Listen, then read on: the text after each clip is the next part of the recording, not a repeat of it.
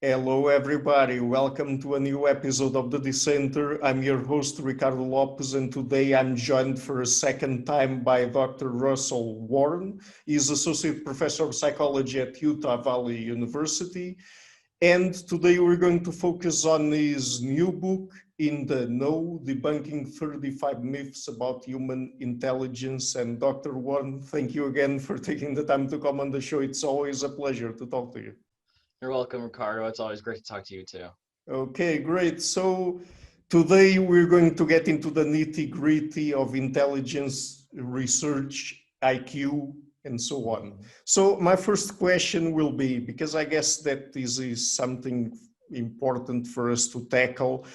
In intelligence research, there's this concept of G, and then we have IQ. So what are the differences between G and IQ, and what is the relationship between them? That's a great question to start off with. G is this shared general ability that is shared across all tasks. Mhm. No matter what sort of cognitive task you give someone, whether it tests verbal ability, short-term memory, etc. There's this global ability that some people call intelligence that is used in conjunction with other abilities to solve that task. And so G is what humans use no matter what they're doing to solve problems cognitively. So it's a very general ability. It's used across every task that psychologists have ever been able to devise that's cognitive in some sort. And because it's so broad and people who do well on one task tend to do well on others, a lot of people, including me, say that G is basically more or less what we call intelligence in Western cultures. IQ is the number, it's the measurement of intelligence, or G. It's not the same thing as G, it's a measure. And so it's like saying how if you step on your scale, your weight is a number. Mhm. You know, the number of kilograms, the number of pounds you weigh. That's your weight. It's a number, but it's a measurement of your mass. Yeah. So in most circumstances, it doesn't matter a whole lot whether you're talking about G or whether you're talking about IQ, but there are a couple places in the book where I say we're talking about the number here, but over here we're talking about the thing it measures. Mhm. Yeah, I understand. You mentioned a thing there that I would like to focus on now. I mean, I had this question for later, but since you touched on it, you mentioned that intelligence, that IQ measures intelligence as we understand it in the West. Mhm. Does that mean that uh, IQ tests only work for Western people, or that other cultures might have some different concepts of intelligence? That's another great question. The word intelligence, and you as someone who's bilingual and I'm bilingual too, the word intelligence does not always directly translate across languages, and it's Yeah. not realistic to expect the word to mean the same thing in different languages or for it to refer to the same collection of tasks that someone can successfully do or the same collection of abilities. It's not realistic to expect that to be the same across cultures.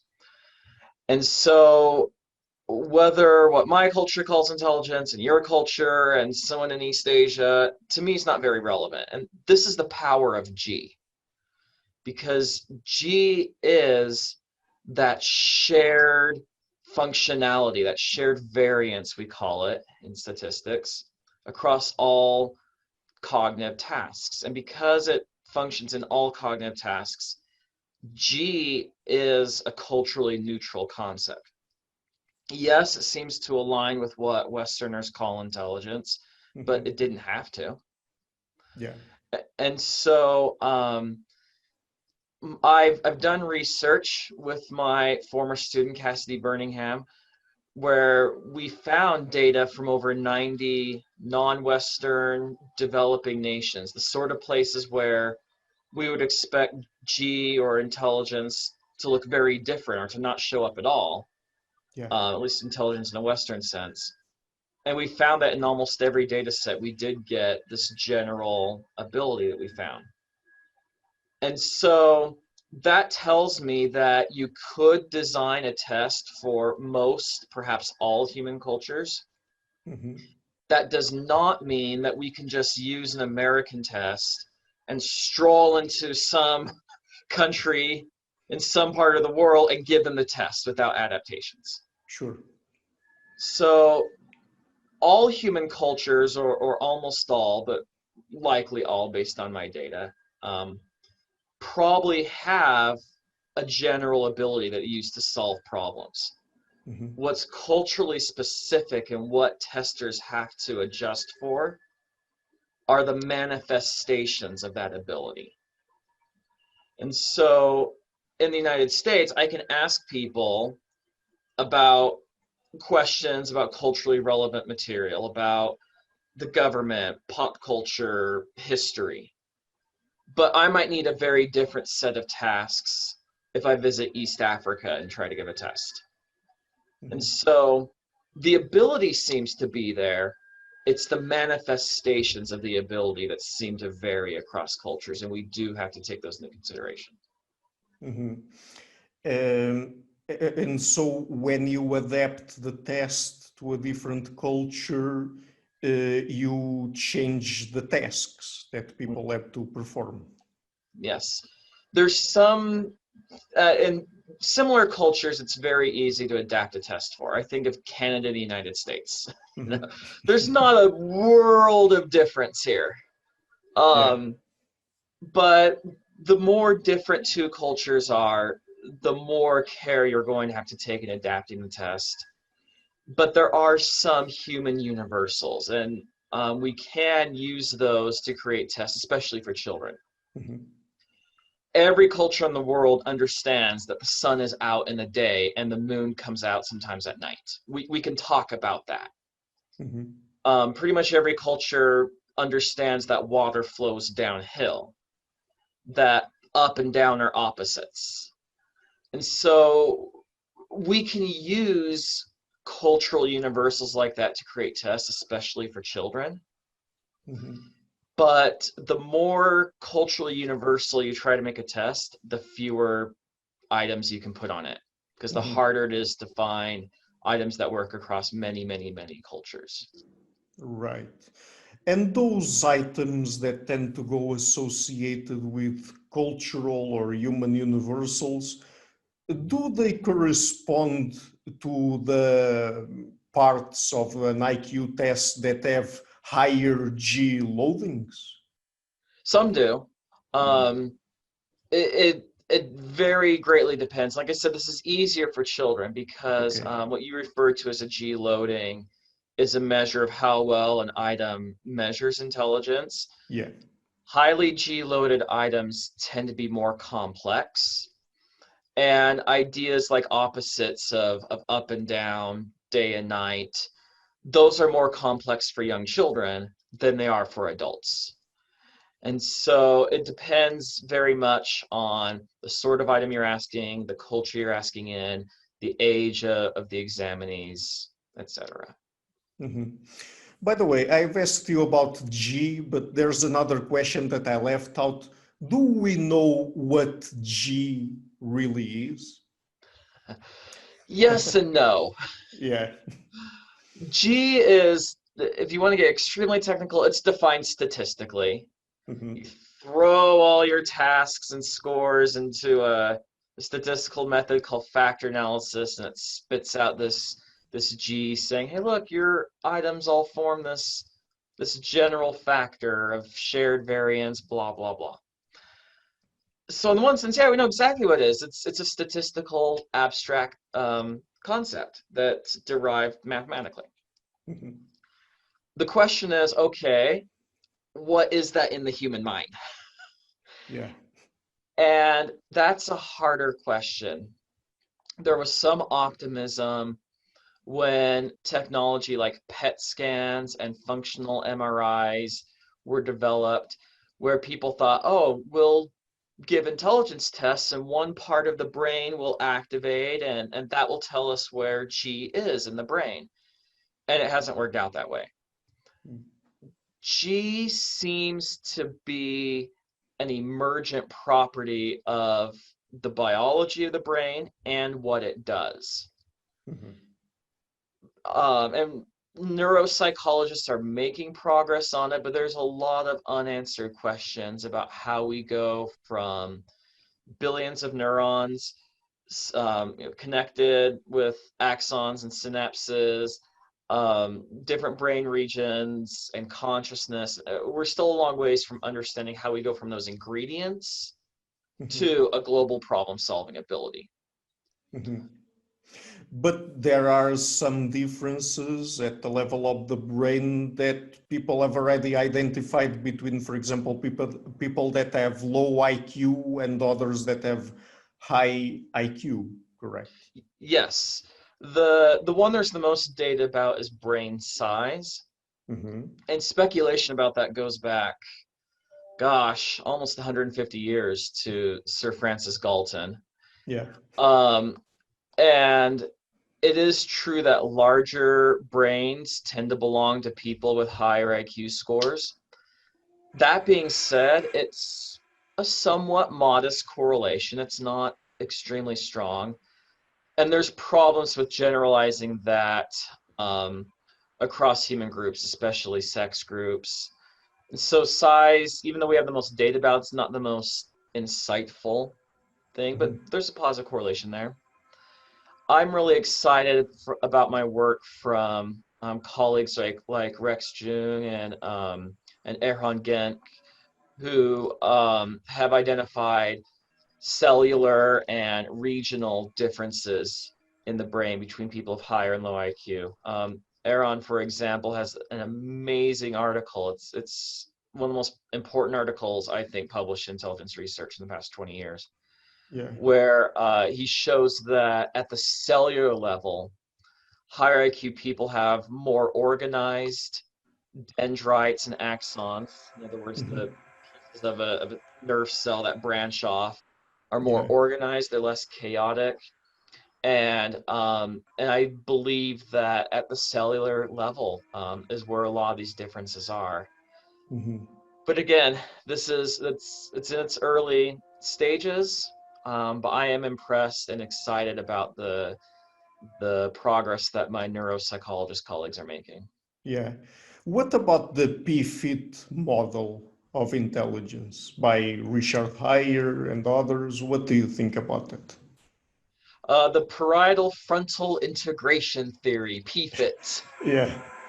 It's a theory to try to explain the results that we do see in fMRI and other brain studies. And it's a model saying that the emergence of G, the emergence of intelligence is, it occurs when different regions of the brain, they tend to be in the parietal lobe at the top and the frontal lobe at the front. Yeah. Generally, not all of them, but generally they are there. And it's the idea is that high intelligence comes from several regions of the brain scattered throughout, how well they function and how well they can communicate with each other.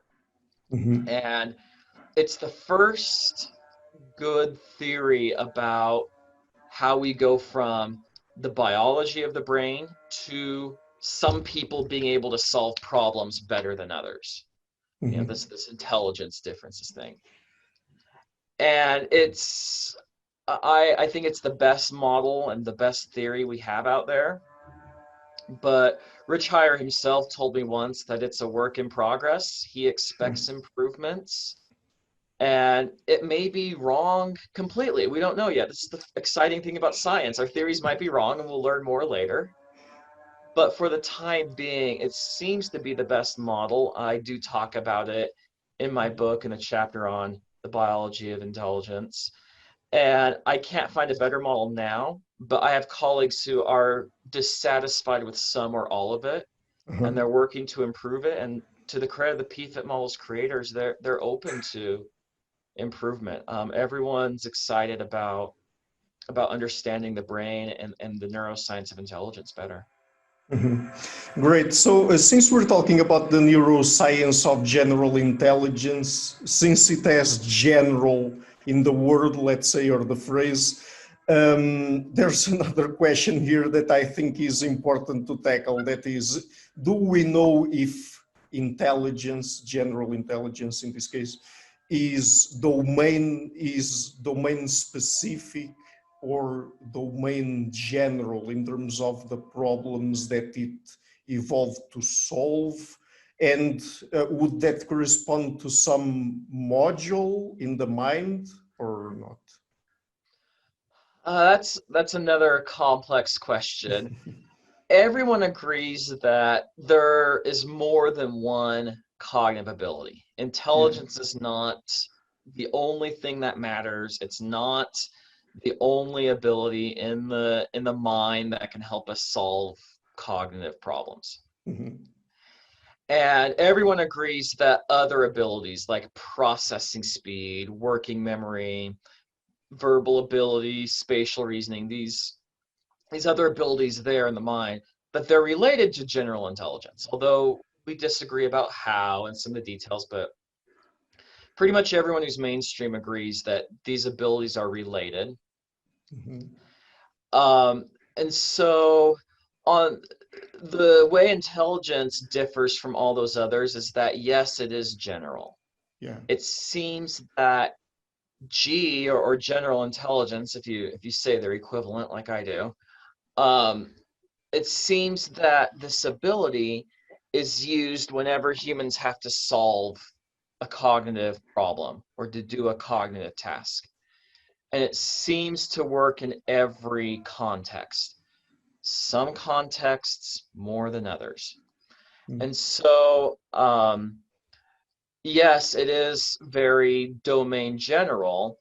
And those other broad abilities, they're more specific, but they can also function in more than one context. A good example is language. We use language in reading, we use language in communication, thinking very frequently. Most people think in verbal terms.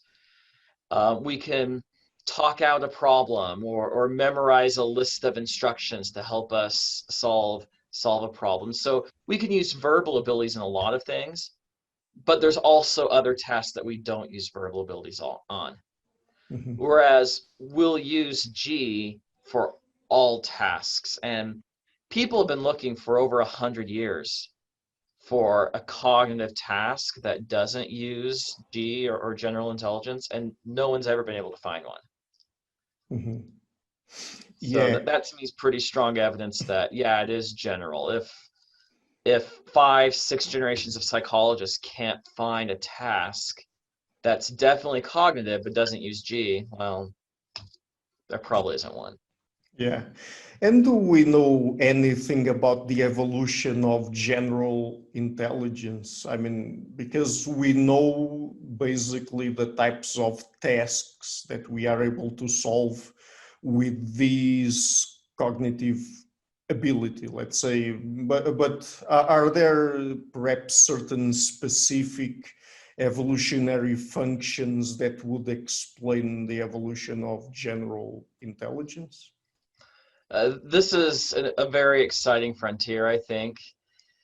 There have been some breakthroughs recently. One of the ones that excites me the most is that some of my colleagues who study animals and who are evolutionary psychologists, they keep finding a general problem-solving ability in other mammal species. Mhm. And I'm not an expert in animal psychology, but I do like keeping my eye out on this literature. And they have found G in non-human primates, dogs, cats, rats, all sorts of mammals. And that to me is a strong indicator that a general problem-solving ability seems to be in common among mammals, and the most likely explanation is that it evolved very early in mammal evolutionary history.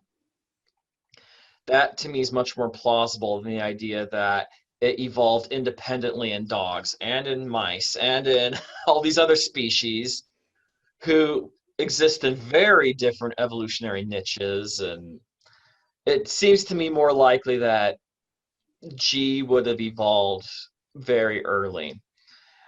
And so that's something very exciting for me. And we're getting better at trying to figure out what environmental or cultural circumstances might select for intelligence. The difficulty is that we don't have a time machine to be able to go back and observe our hominid ancestors. And I suspect that a lot of the environmental circumstances that might make a species smarter or develop a better G ability don't leave a trace in the archaeological record. But breakthroughs are happening.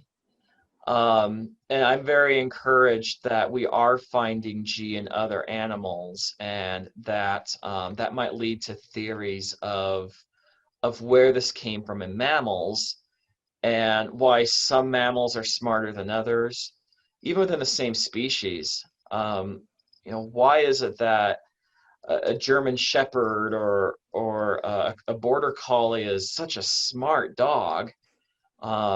And the dogs I had growing up as a child, poodles, were as dumb as all get out. One of our poodles couldn't figure out what to even do to reproduce. I mean, why is it that the same species can have such vast differences in ability? And the advantage with dogs is that we do know a lot about their environments. They're our pets. They live with us. Mm-hmm. So I'm hopeful that that can give us hints about our evolutionary history. Mm-hmm. Okay, so what about different theories of different intelligences that are out there? For example, Gardner's multiple intelligences, Sternberg's practical intelligence, Goleman's emotional intelligence. Is there any solid evidence that any of those theories and intelligences really exist? Some more than others. Okay. Let me start with what I'm most skeptical of, and then we'll move on to the ones Sure. I'm more open about. Let's start with Gardner. Mm-hmm. Just like me, he's an educational psychologist. This is my world and the one I'm most familiar with. Gardner's theory is that depending on which version you subscribe to, there's between 7 and 9 independent intelligences. They don't cooperate, they don't communicate. And high ability on one is either mostly or entirely independent from your ability level on another. And there's a musical intelligence, there's a logical mathematical intelligence, there's a body kinesthetic intelligence, there's a verbal intelligence, etc. And Gardner, to put it politely, has not been eager to test his theory. He gathered data to create it, but then he hasn't been very forthcoming about testing it. And when other people test it, the results indicate that these scores, again, these different intelligences, they are related and they form a G factor.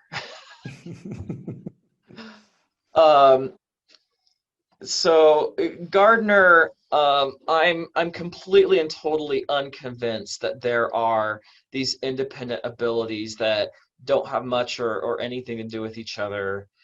There are logical problems with his theory, and it just doesn't line up with empirical data.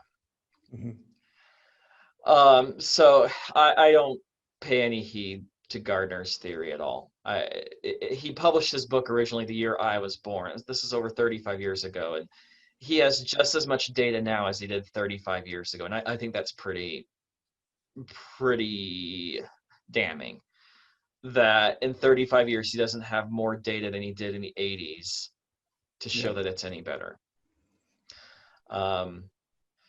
Moving on, there's Sternberg's theory of practical intelligence. This is part of a larger theory he had about intelligence. Sternberg denies the existence of G. He says that what mainstream psychologists call G is an analytical intelligence. It's an intelligence designed to solve logical problems analytically. And he's right, that is one of its functions. Mm-hmm. But he says there's also a creativity, and that's a separate intelligence, and another one called practical intelligence, which is the things you learn in your environment that no one teaches you explicitly. You just sort of pick them up. And you don't learn them in the schoolhouse. There's sometimes very little logic behind them, but you just sort of figure it out as you go along if you're high in practical intelligence. Mm-hmm. And one thing I like about Sternberg a lot is that, yes, he has gathered data. He's tested his theory as best as he can. So point for him in favor that we don't have for Gardner. That being said, they're not very strong tests. Sternberg tends to stack the deck in favor of his theory. And even then, sometimes his data produce G anyway. Mm-hmm. What I criticize very heavily in the book is this idea that practical intelligence is this general ability, you don't learn it in school, but Mm-hmm. Sternberg always tests it in very specific contexts. Uh-huh. So he'll create a practical intelligence of running a business in the United States. What are the things you've picked up that no one teaches you in business school about running a business? And then he'll also create a separate test, and he's done this, for children in Kenya about the practical intelligence associated with their village culture. Mm-hmm. And he'll say, look, American businessmen who do well on this test have high practical intelligence. Kenyan children who do well on a different test have high practical intelligence. These are the same ability. And I look at that and I say, are they? If I'm skeptical that you can use an IQ test across cultures, and G certainly does exist in both these cultures, I'm really skeptical that a test of business knowledge and a test of Kenyan village culture are measuring the same thing. Mm-hmm. But I do applaud Sternberg for at least gathering data and for having a theory that I think thrusts creativity more into the limelight, where it probably needs to be talked about more. And so I'm warmer to Sternberg's theory, but I don't think he has demonstrated that practical intelligence is both something specific enough for an environment that it can help you function in one particular job or one particular cultural environment like a Kenyan village, and something that's general, that if you're thrown into a new environment, that you will use the same ability to pick up skills in that environment. I don't think he's shown that. And then finally, emotional intelligence. You used the name Daniel Goleman. He wrote a bestseller in the 90s that really made the term popular. Mm-hmm.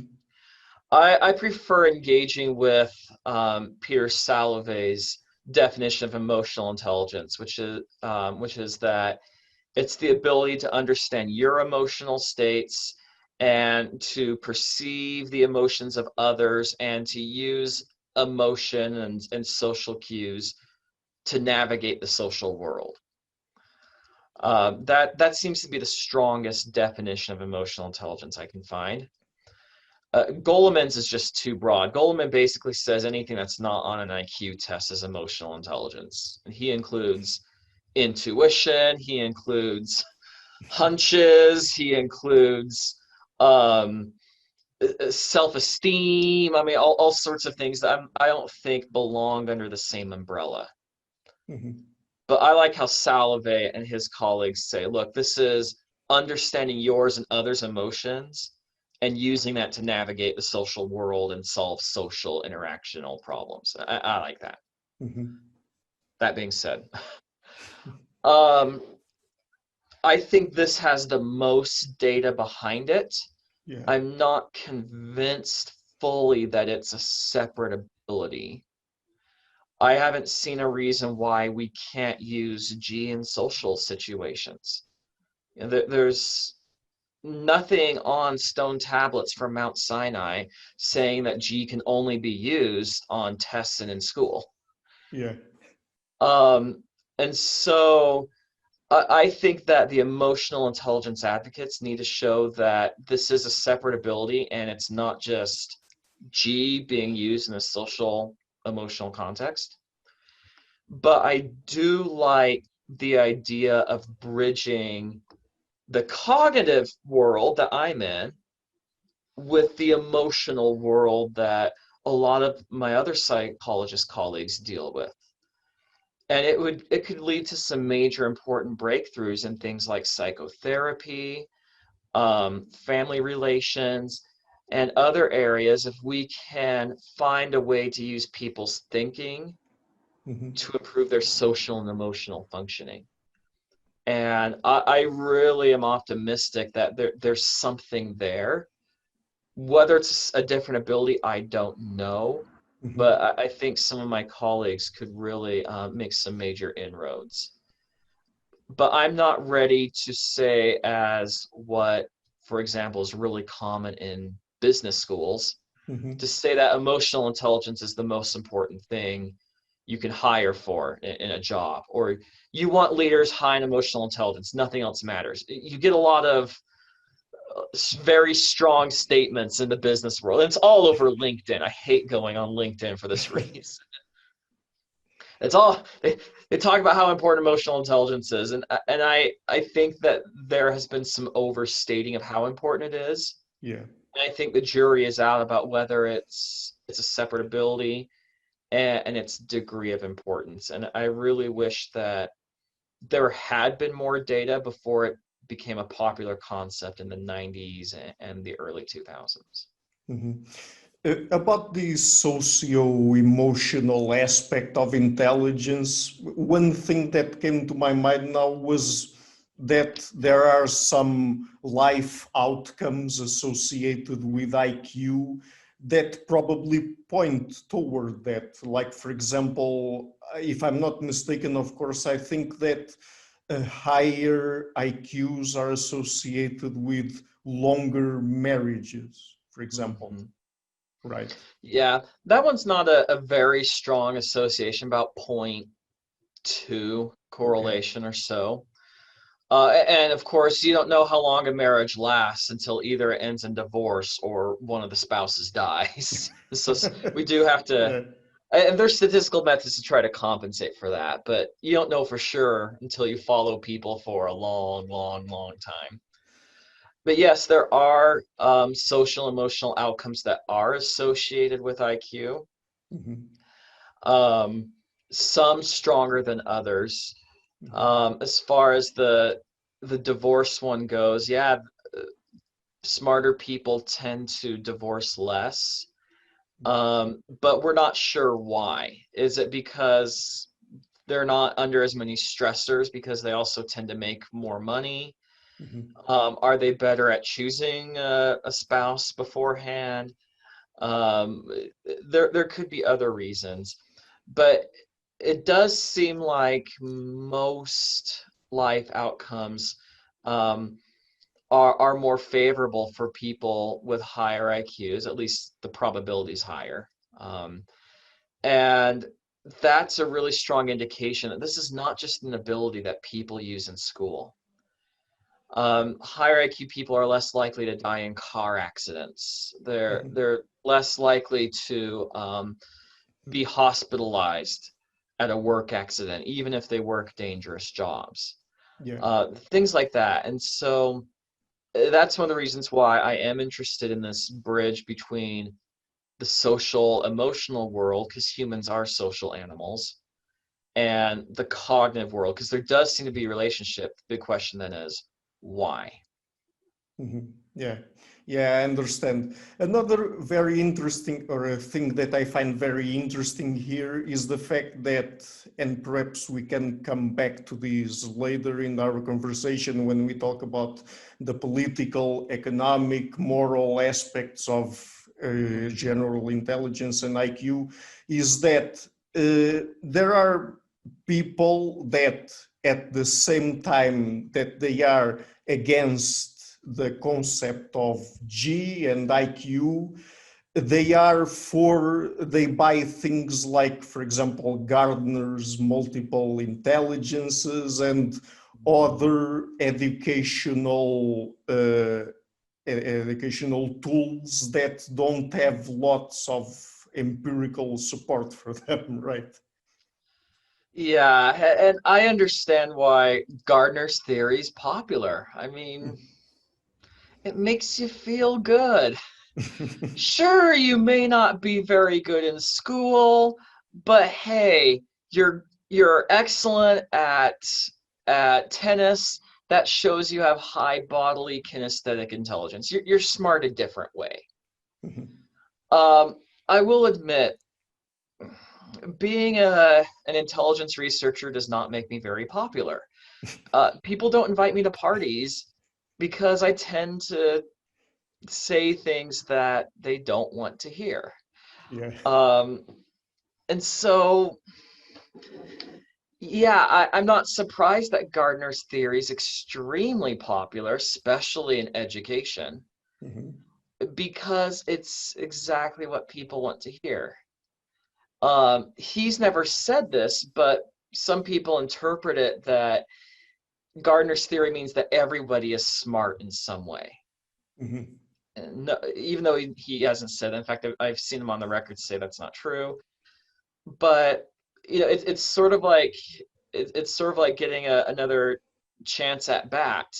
That, oh, if you strike out in the logical intelligence, well, then you get another chance of being smart in this way or this way and this way. That and you get 7, 8, 9 chances.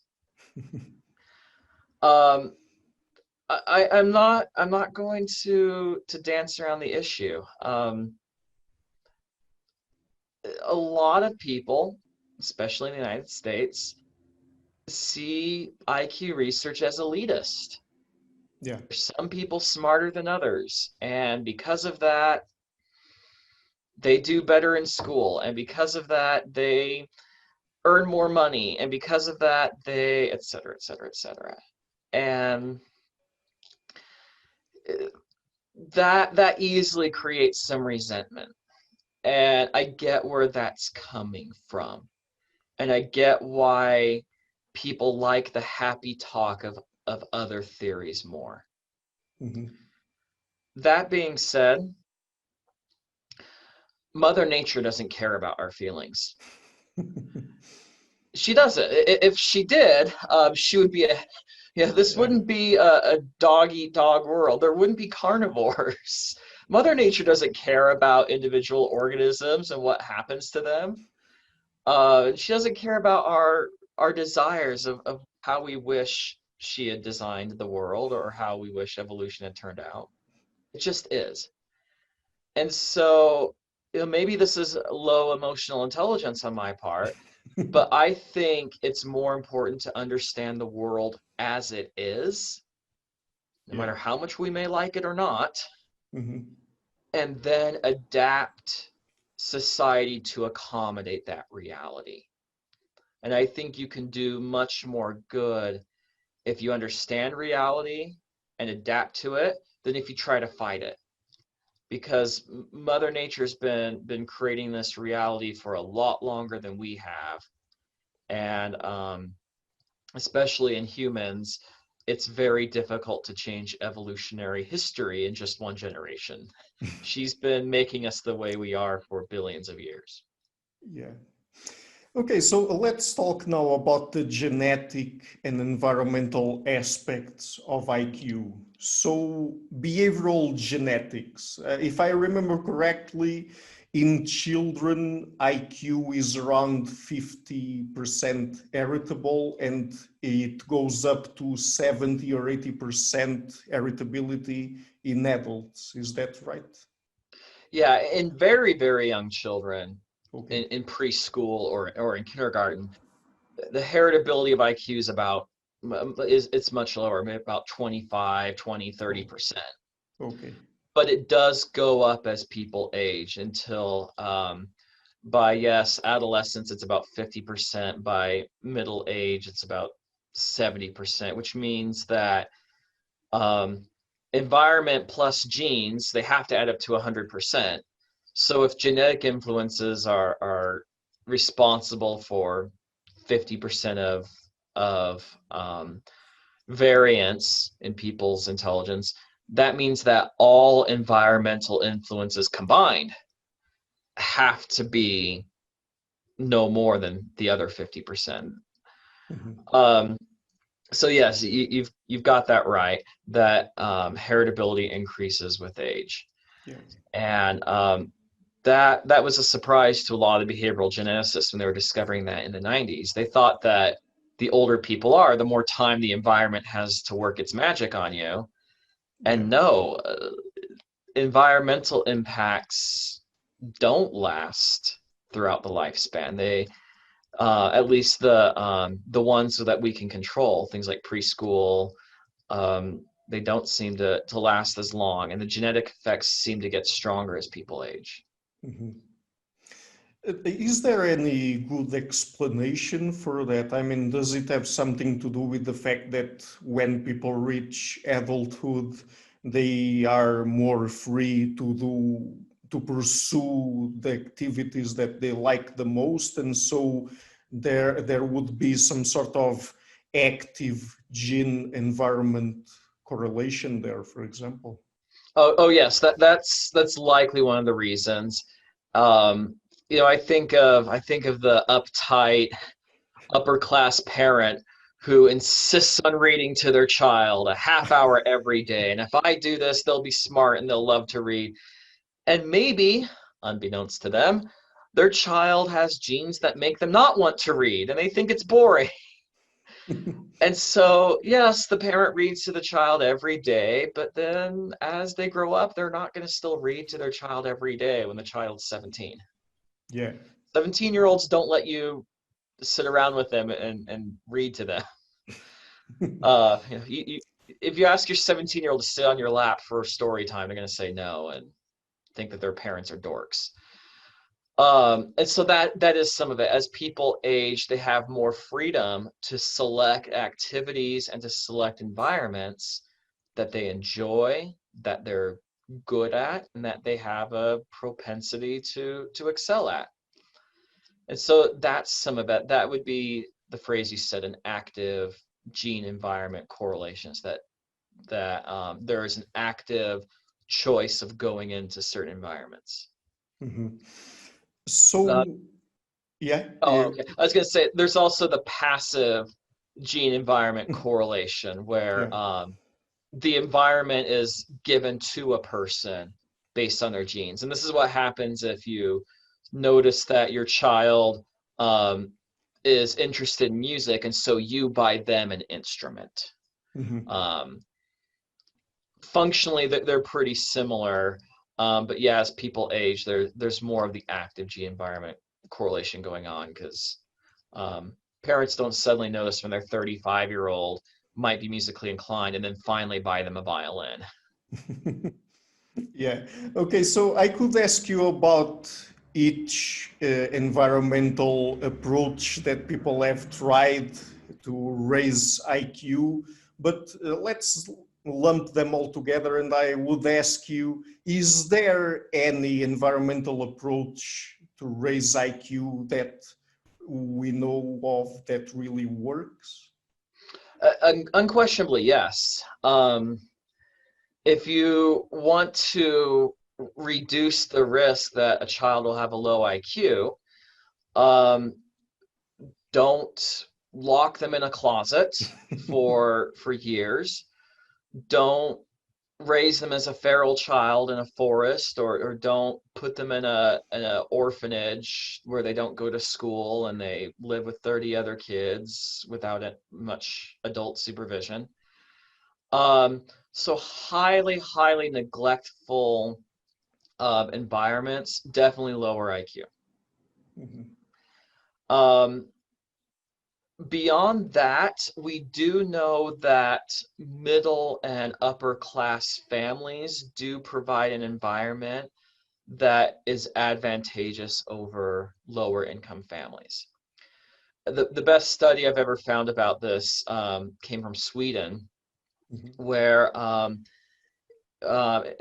every male who registers for the military draft has to take an intelligence test. And they're one of these Nordic countries that has these huge databases of health and family and IQ and income data.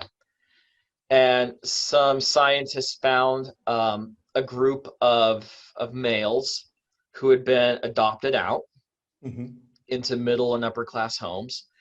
And they had, each of these males had at least one brother, full biological brother, who was raised by one or both birth parents, which is just amazing, because most birth parents either raise all of their children or none of them. But they had full biological parents, full biological brothers raised in different families. And the ones raised by the adopted families tend to have IQs almost 5 points higher. And that tells us that something about these middle and upper class families raised IQ compared to the less favorable environments and generally that their brothers have been raised in by their birth parents. And we see this very commonly also in the United States, that children in adoptive homes tend to have higher IQs than children in homes that would have been similar to their birth homes. And so, yeah, having a home like that seems to raise IQ. The question then becomes, okay, what about those homes raises IQ? Because there's a lot of ways that middle and upper class homes differ from lower class homes. Is it the money itself? Is it the parental behavior? Is it the schools they can afford to send the kids to? That's where we don't know as much. And we haven't been successful in identifying the specific things that middle and upper class parents do. And so when I was in graduate school, my brother visited me. He was having a job interview, and his wife had had a baby about 2 months before. It was their first child. And while we're driving around the city, he says, "Hey, you're training to be an educational psychologist. Tell me, what can I do to make my newborn son smart?" And I said,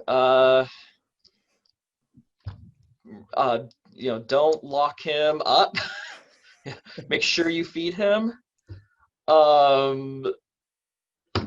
Have a home that would be good enough that you could adopt another child. The authorities would let you do that. I said, beyond that, because my brother was college educated, his wife is too. I said, we don't really know the specifics beyond what you're already going to do.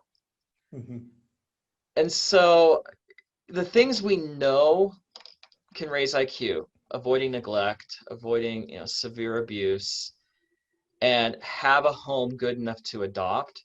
It's good advice. We should probably be doing that anyway. Regardless of what would do to IQ, you should probably be giving children the best environment anyway. But beyond that, we don't know, and we can't say what to do in these wealthy, industrialized countries, which can be really frustrating. I told that to my brother. He said, "Really? That's it? All these years of this research, that's all you can tell me?" Or, I'm a parent now. It's actually very comforting. It's like, okay, I'm doing the best I can. my home, I could adopt if my wife and I wanted to. There's nothing specific that we can do better. And actually, on tough days with my kids, it actually is a little bit of comfort that, okay, I may have yelled at one of them today, but that probably didn't lower their IQ. Yeah, but that in a way is something positive, at least if people learned more about that, they wouldn't put so much of a burden on parents, Oh right? yeah. And I don't think parents would be as uptight about sending their kid to an academic summer camp and making sure that they read to their child for at least 30 minutes a day and that they talk to the baby in the womb. I think you would be a lot less uptight about that. Um, and my wife and I, we can tell we're more mellow than a lot of our friends. Yeah. And what about educational interventions? Is there any educational intervention that work or not? Definitely, sending people to school teaches them how to solve Yeah. problems and think. Yeah. So yeah, there is an education intervention. It's called school, Yeah. and there's disagreements about how much school raises IQ Hmm. and how it does so. But everyone agrees that yes, sending people to school, especially higher quality educational programs, because not all of them are equally good, Hmm. um, makes people smarter. Definitely. Again, the problem is most people in wealthy countries are already doing this. Yeah. Um, it's the law. Your child has to be educated. Um, Beyond that, the research is not as promising. One of the big ones is preschool, Yeah. especially in the United States. We research Head Start a lot. Hmm. Preschool is wildly popular, at least in the United States. Most children attend preschool in the U.S., especially middle and upper class children. Yeah. Here too. Yeah. Oh, Yeah. okay. Yeah. Also, Yeah. um, and and the research shows that it does provide benefits. Children who go to preschool programs start kindergarten being more school ready. They tend to have more of the early reading skills like identifying letters, knowing what sounds they make, Hmm. counting skills.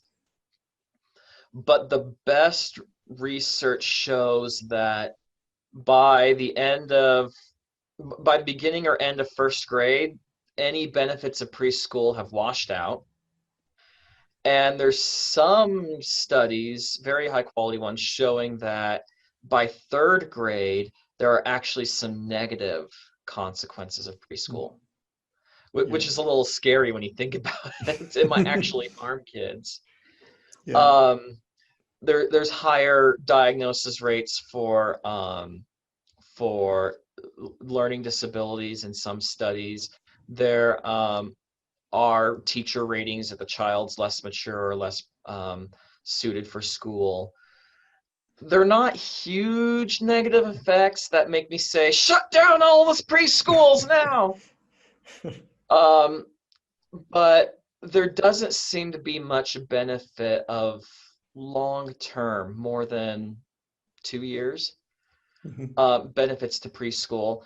And we definitely get a decrease in IQ as kids progress through the elementary grades, if they had an IQ boost early on. Um, I don't want people to interpret me as meaning that preschool is useless. There can be other benefits. Mhm. In Head Start, for example, they also teach kids how to brush their teeth. And a lot of these preschool programs for low-income families also provide immunizations and other things. Preschool does not have to raise IQ to be good.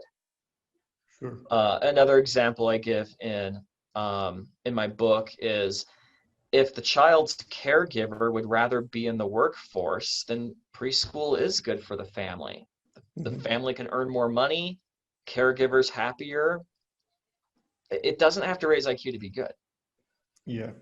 That being said, I have a 6-year-old. We had him do an online preschool for about 15 minutes a day. That was his preschool. And we ended up not liking it. So for my 4-year-old daughter, she doesn't get preschool at all. In our Yeah. family, we don't see long-term benefits for it. And we have the advantage that my wife can stay at home. Mm-hmm. Um, and so we have that choice. But if I really thought that preschool were 100% great and wonderful, wouldn't I send my kids to it?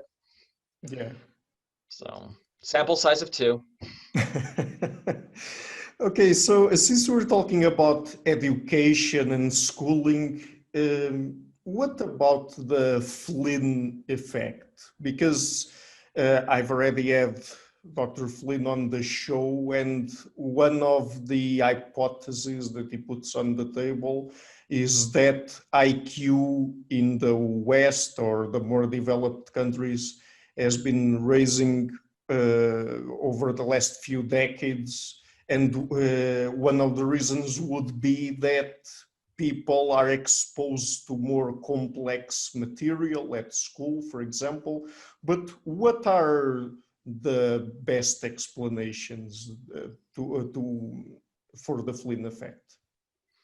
Yeah, so the Flynn effect, which is that tendency for IQ scores to gradually increase in a country Mm-hmm. over time. Yeah. Um, I love the research on the Flynn effect. I think it is the most powerful evidence that environment matters on IQ. Mm-hmm. And allow me to just editorialize for a second. James Flynn is the most intellectually honest.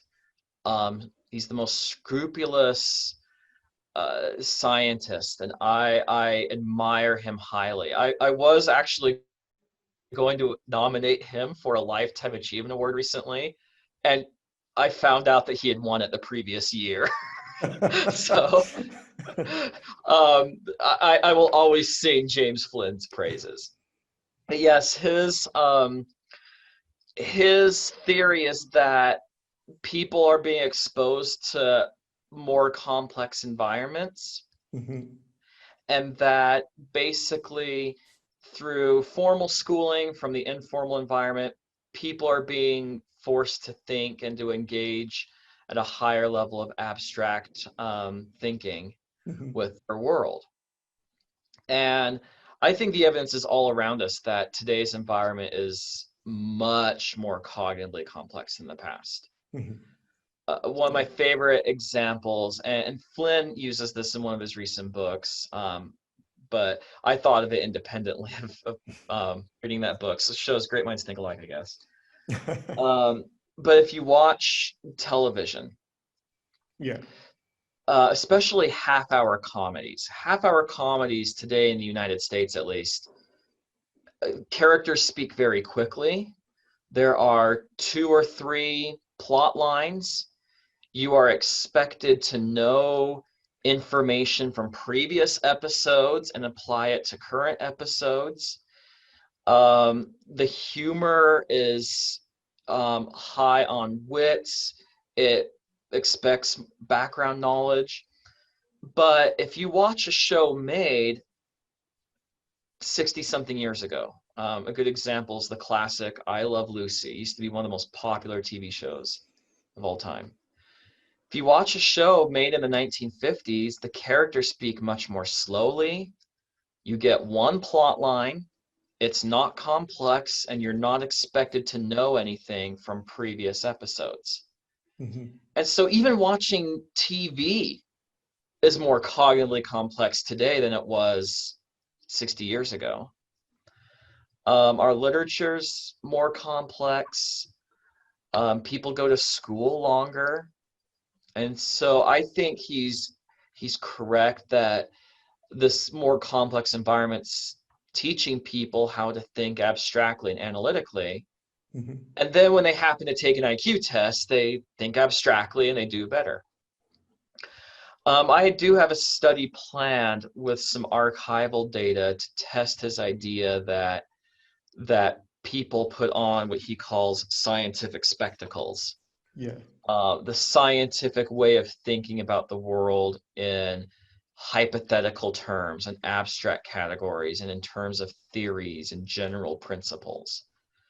And so I have some plans to work on that. But I'm a busy man. Talk to me in like 3 or 4 years to see if I'm done with that. Okay. But I generally agree with Flynn about the causes of this. And I think that if we hunt and we're careful and we plan in advance, we can test his theory pretty well. Mhm. So about school, many politicians in the West particularly think that ideally everyone should attend college. But is it the case that, I mean, is this a good idea, and can everyone benefit from going to college or not? I don't think so.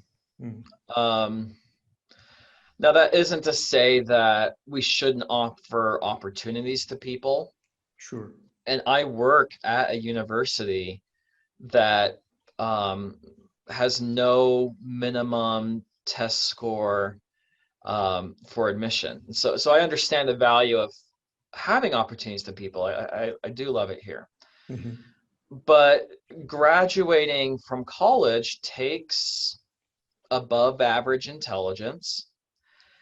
And countries differ, but in the United States, a good chunk of the cost of going to college comes out of the student's pocket.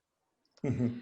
And if a person has an IQ of 90, then I don't think it's valuable to ask them to spend all this money, often going into debt, to Mhm. try to get a degree that they have very, very little possibility of getting. I think that's not only bad policy, I think it's cruel. Mhm. Why set someone up for almost certain failure? So, no, I don't think that college is for everyone, but I do think that society should try to find ways for as many people as possible to make a contribution. Mhm. So, can everyone get a 4-year degree? No, but some people can get technical training. Some people can find gainful employment. Some people can join the military. Some people can work an apprenticeship. I think that we need to talk more about other paths to the adult world of work Mhm. so that people find paths that work for them that don't force them to go to college where they may have a low chance of succeeding and now they're burdened with all the student debt. Mhm. And in an ideal world, we would applaud the electrician Mhm. just as much as we applaud the person who got a bachelor's degree in communications. Mhm. I don't think we'll completely do away with the elitism of what having a college degree means. Mhm. But when you need a plumber, like my family did about 5 months ago, you're sure as heck thankful. And I don't care if you have a PhD, you get off your high horse pretty quickly when someone can do something like that that you can't. And I think we need to talk up all sorts of career paths and talk about college in the terms of being one option that is viable for some people, not viable for others. And there's nothing wrong if you choose to do an apprenticeship, for example. That's fine. Mhm. Yeah. Perhaps I will introduce this topic now, since we're talking about how people that have lower IQs navigate the world. I mean, isn't it also the case that people with high IQs can be very easily detached from the reality of people that have low IQs? Because, I mean, in a sense, in terms of cognitive ability, people are living in two different worlds, right? And if they don't have contact with those lower IQ people, then it's really hard to understand how they live. Right? Oh, definitely. And Charles Murray talks about this in his book Coming Apart. Mhm. But very much in Western countries, and this trend's accelerating in the United States, people are balkanizing themselves so that they live and work and enjoy leisure and socialize with people who are more or less at their IQ level. And they're not doing this consciously. No one's giving an IQ test to a potential friend. Um, but where do most young adults meet their partners or their spouses? College and work and their circle of friends. And where do most people do their socializing in their 20s when they're looking for romantic partners?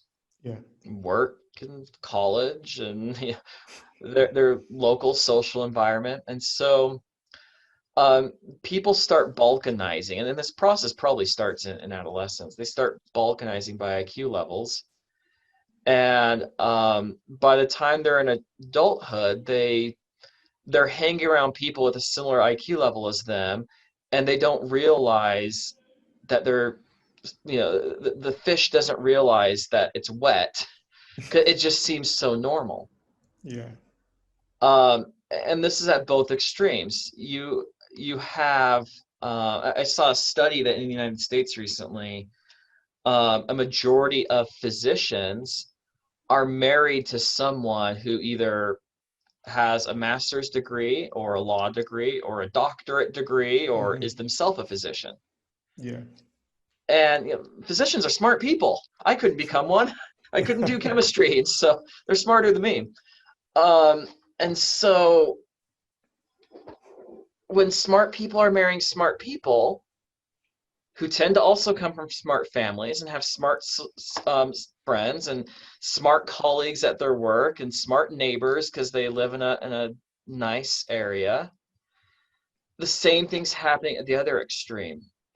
High school dropouts tend to form families with other high school dropouts. They tend to live in the same neighborhoods, and we're getting less and less crossover than we used to. And I'm the victim of this. I tell the story in the book of when I was called in to jury duty, and there were 50 of us from my county. And we had to say, among other things, our education level. And I was surprised at the end, I was the only one with a doctorate. And I thought to myself, wait a minute, I know all sorts of people with doctorates. They're my colleagues, they're my former students. I have a brother with a doctorate and another brother who's an optometrist. And then I later found out, about 2% of Americans have a doctorate, which would be about 1 out of 50. So I mean, I'm a victim of this too.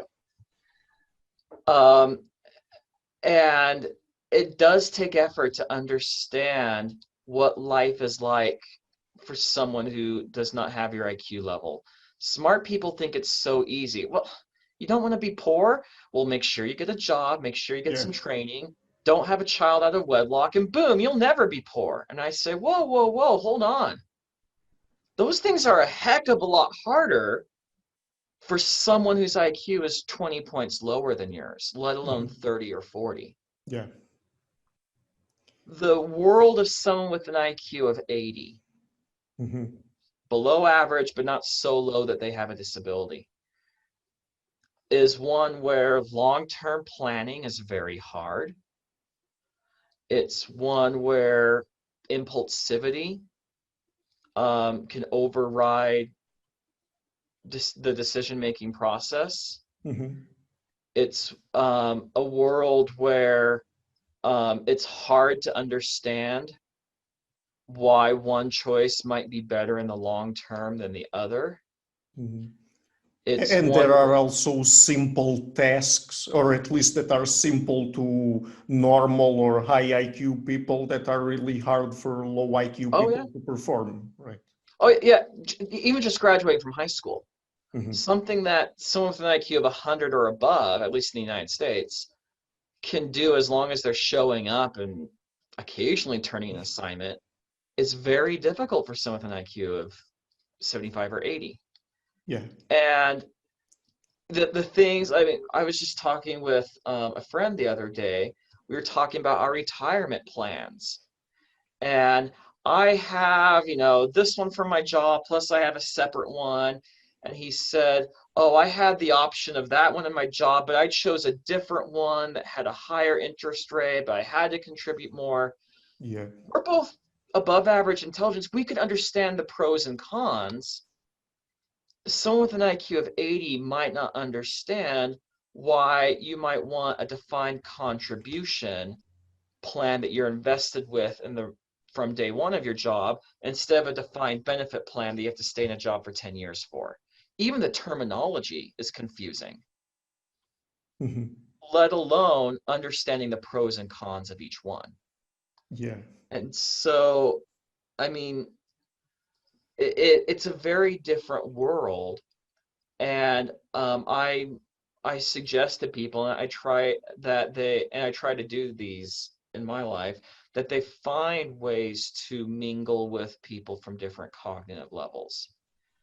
It's not always easy, and honestly, there's some things that I would never want to do. Like talking about TV, for example.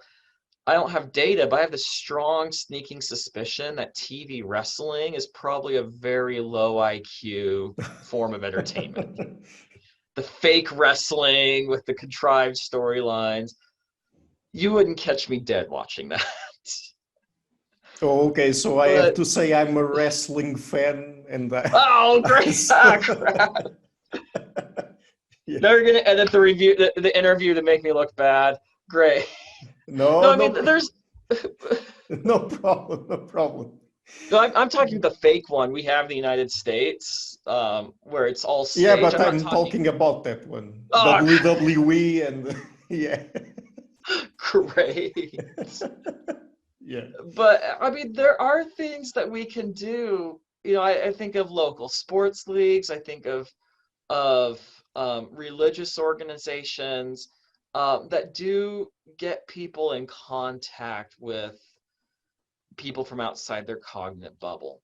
yeah, And I would really hope that um, high IQ people will not be elitist and looking down on less fortunate people. And I don't.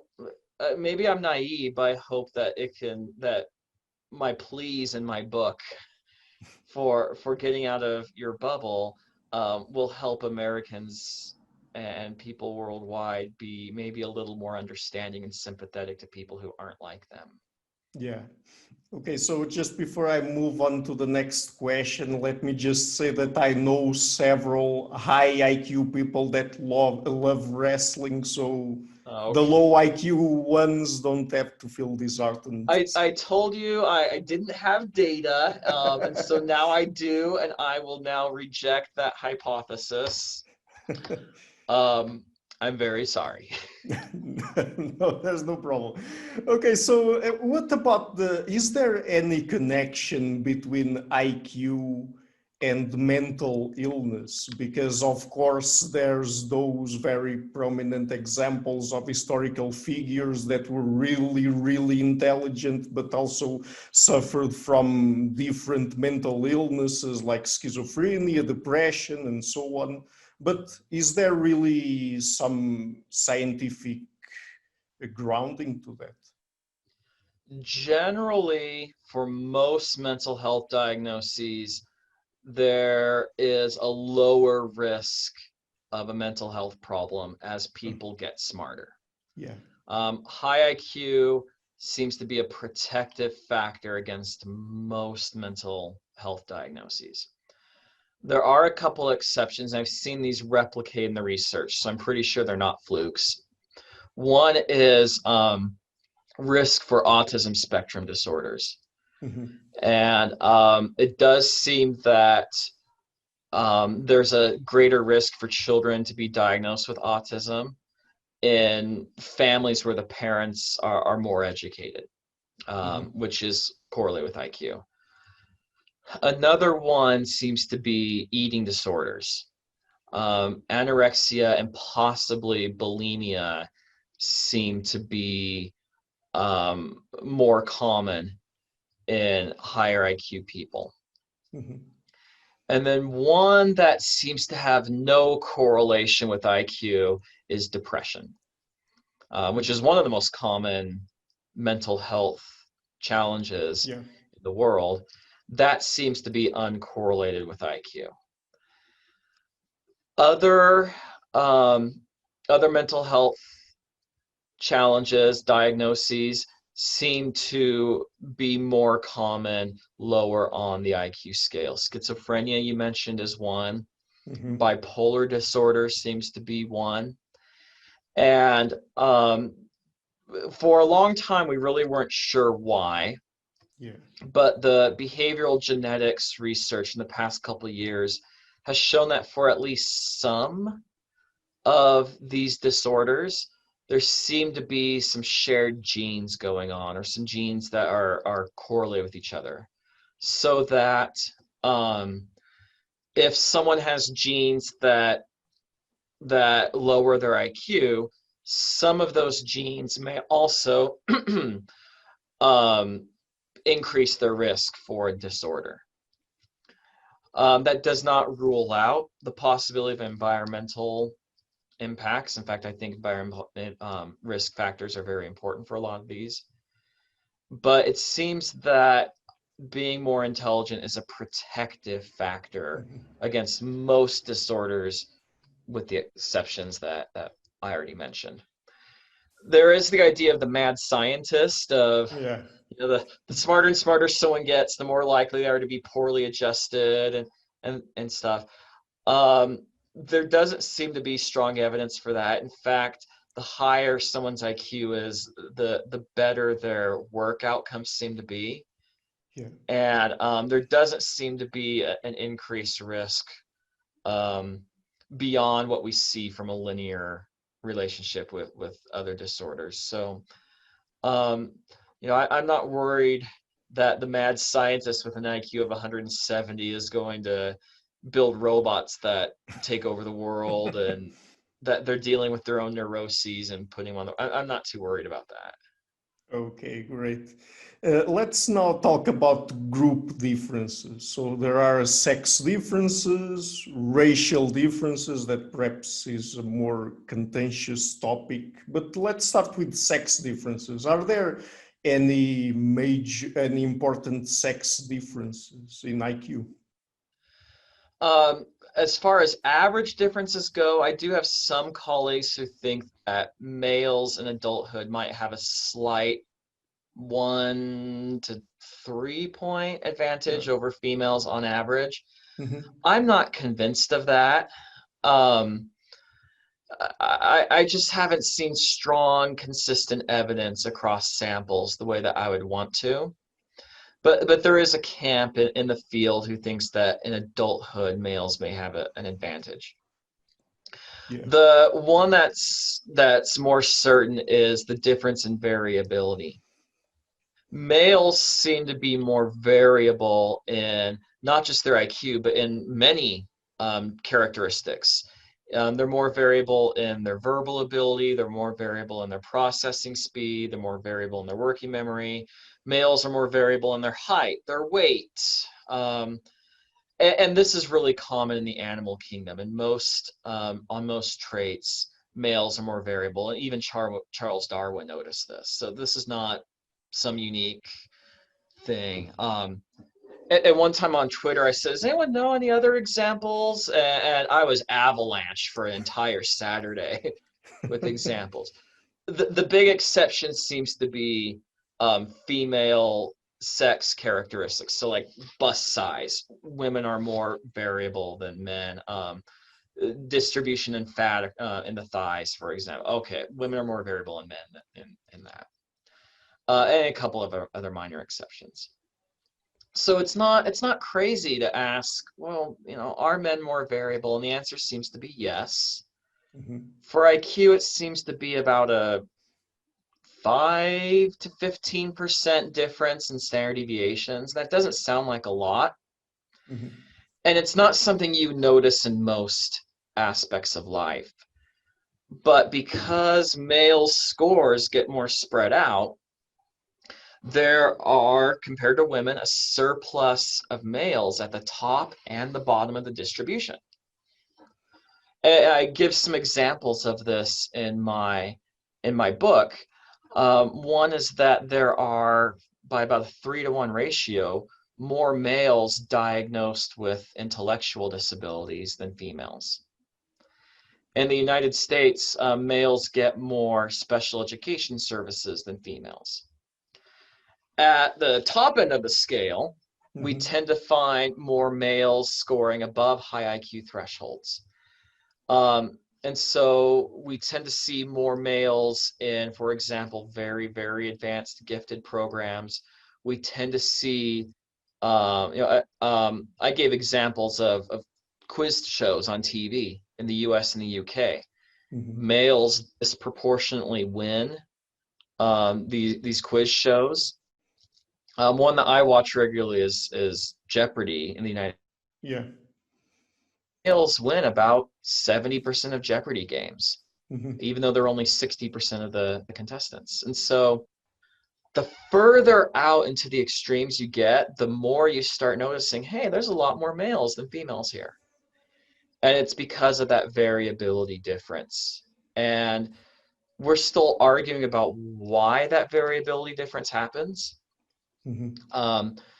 But it is there, and among psychologists, it's not a controversial thing to talk about, although it is controversial when you start getting non-psychologists in the conversation, because they don't understand that this is everywhere, and we've been finding this result for decades. Yeah.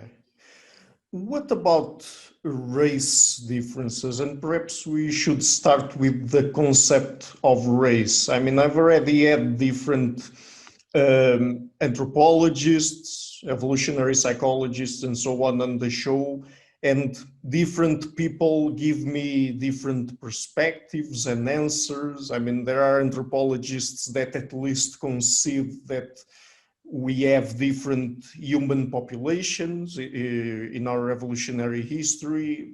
Now, with migration and so on, perhaps they are not that clear cut, let's say. But do you think that the concept of race is scientifically valid or not? As you said, there's different definitions. I think some definitions are valid and some are not. So let's start with the one that I think we can all, at least all scientists, can agree is not valid.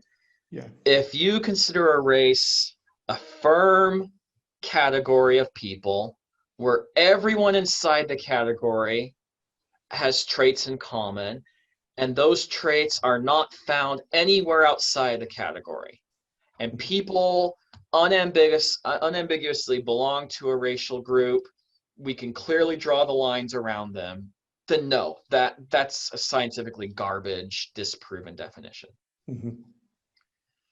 The analogy I use in my book is that I talk about a racial group as being a giant extended family. They are people who share ancestors who in the past lived in generally the same part of the world. Yeah. And before 1492, long distance travel and migration were very rare. At least within one person's lifetime, it was rare. Yeah. And so generally, people whose ancestors are from one particular part of the world tend to be more closely related to each other than they are to people whose ancestors are from more distant nations. And so there's not any one unique trait that is found in all Europeans and is not found in other groups. And there's no one trait that's found in Africans that's not found in non-Africans. And yes, there's not firm boundaries between these groups. There's a gradual fuzzy change. The easiest one to study is Eurasia. People whose ancestors come from Ireland, France, the Iberian Peninsula, the UK, they don't have a lot of differences physically from people whose ancestors come from Central Europe. But there are some minor differences once you get to Eastern Europe, and then there's more once you get to Central Asia, and there's more differences between Western Europeans and East Asians.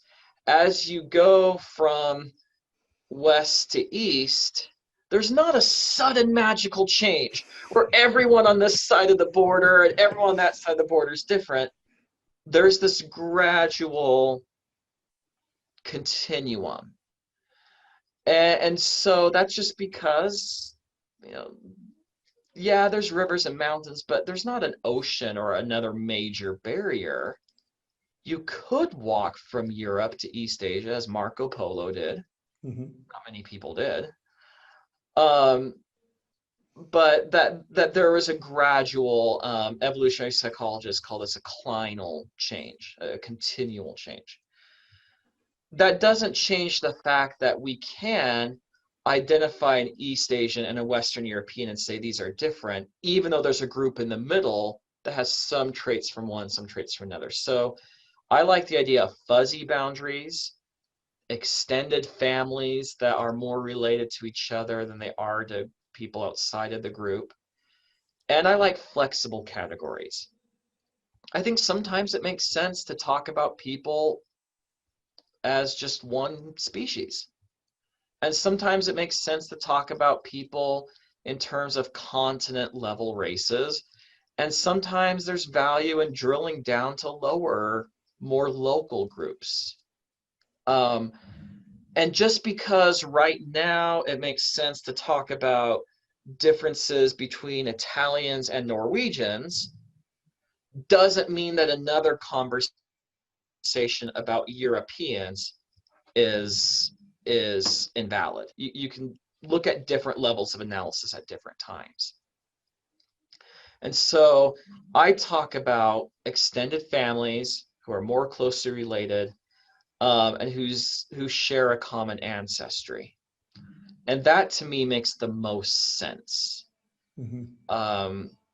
But I don't like the idea that, oh, here's a group that's always existed. Here's a group that, the idea, for example, of, oh, here are pure Icelanders. I mean, that mm-hmm. to me is absurd. These people came from somewhere else. They didn't evolve in Iceland. Yeah. And over the course of 500 years, there was some, not much, but some genetic inflow, and there's been some genetic outflow, and that's only increased in the past 100 years. The mixing has only increased, and I think that 500 years from now, some of the groups we talk about today just won't make sense anymore, and that's fine. But for the time being, I see right now as a snapshot of recent evolutionary history of where people's ancestors lived 500 years ago. Mm-hmm. And what the recent evolutionary history of the previous couple thousand years was for those ancestors. Mm-hmm. I feel like I'm rambling. No, not at all. So with the groups that we have today, that we will call here races, are there any important IQ differences, and do we know if they are genetic or environmental? The best research on that comes from the United States, which is more diverse than most wealthy countries. And in the United States, yes, we do see average differences where Asian Americans tend to have an average IQ of about 105 or so. White Americans tend to have an IQ average of about 100. Hispanics at about 90, and African Americans at about 85. And those are just averages. Each of these groups has a distribution, and there's huge amounts of overlap, and you can find people from all these groups at different IQ levels. But the average differences are there. And the best evidence is that these are not 100% environmental. It's hard to get evidence because this is not a popular topic for people to research. This is probably the most controversial topic in all of science. Yeah. But the egalitarian viewpoint that all of these average differences are purely due to environmental differences is not supported by the data. Mm-hmm. And I walk through what some of that data shows. And so we do know that within the United States, these differences are at least partially genetic, but we don't have any good data about how strong the genetic influence is. So on a scale from 0 to 100%, it might just be 5% genetic, 10% genetic. Well, so who cares? Let's put the controversy to rest, and because a 5%, 10% genetic influence is not something you're going to notice in daily life. Yeah. If it's larger than that, 30, 50, 60, I have one colleague who thinks that this might be 80% genetic. Then we need to know that so that we can devise policies, because successful social policies are based on real understandings of human nature. And I see why it's controversial, and people have my sympathy for why they get nervous with this research. But I think that it's best for us to understand reality so that we can cope with it. And I don't think I'm going to get a lot of popular awards for saying, hey, genes matter. I don't know how much. I don't think we have data to give a percentage on it, but it's not 0. But I think it's more important to talk about reality, because the evidence is only going to accumulate. And I take umbrage to people who just dismiss any of the evidence completely, because it is accumulating, and whether you like it or not, there probably is a genetic influence on racial differences in IQ. But again, like I said, it may be very trivial, and if it is, we need to know that. If it's not, we need to know that. Ignorance is not bliss. Yeah, and this is interesting because at least in the US, the average IQ for black people is lower than for white people, for example. And there are several conservative people, and there's a conservative narrative that, I mean, not related to IQ here, but they say that some of the socioeconomic outcomes that black people get are due to single parent homes and things like that. But particularly if the differences are mostly genetic, then, for example, rates of crime and things like that could be at least partially explained by IQ differences, right? Yeah, that's an argument that people have made, and it's not an argument that's entirely unrealistic. I'm a little more skeptical about simple explanations of complex human problems. I don't, there is the socially conservative viewpoint of, well, look, 70% of African American children are born out of wedlock, and the majority live in poverty, and the schools aren't as good in urban areas, and you can't have a very environmentally oriented conservatism. Mhm. And so I don't like it when people say, oh, the genetic explanation's conservative, the environmental explanation's liberal. No, you can have an environmental conservatism and you can have a Mhm. genetic liberalism. Yeah, If these differences are partially genetic, well, you have the best argument possible for affirmative action. sure. You can make the argument of, look, these differences are 30, 40, 50, 80, whatever percent you think is enough that it's a problem. These differences are partially genetic. And so this is why we need affirmative action, because we don't want a racial underclass. Mhm. And we need to open up opportunities. And yes, there's a loss of efficiency, but if we don't do this, then it will destabilize the country. And this is why we need to perpetuate affirmative action. It's not going to go away after 2 or 3 generations, Yeah. like what was promised in the 1970s. Mhm. And so you can have a genetically informed liberalism. Yeah. Um, and I'm actually not very interested in politics, so maybe it's easier for me to just step back. But I think undoubtedly environment does matter, but just like how beyond severely neglectful environments lower individual IQ, but we don't know the details for more typical environments, I think the same thing is true at the racial and ethnic differences. We know that African Americans have worse environments on average than white Americans, but you can't just say, oh, it's the environment. Well, if you're going to create policy, you need to say what aspect of the environment you need to change Mhm. and what evidence you have that it will improve things. Right.